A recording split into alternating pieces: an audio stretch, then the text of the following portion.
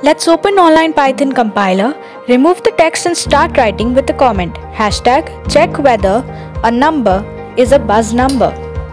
So what is a buzz number? A buzz number is a number that either ends with 7 or is a multiple of 7. So the user inputs and I store it in a variable a, which will be integer data type. So int bracket input bracket enter a number. Now coming to the conditions, if a mod 10 double equals to 7 to check double equals to, or a mod 7 double equals to 0. If it's a multiple of 7, then print inverted commas it is a buzz number,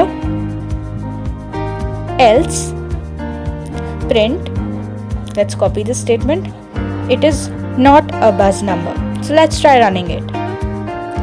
Let's enter a random number, suppose 45. It is not a buzz number. Now a multiple of 7, 49, it is a buzz number. And a number that ends with 7, it is a buzz number. Thank you.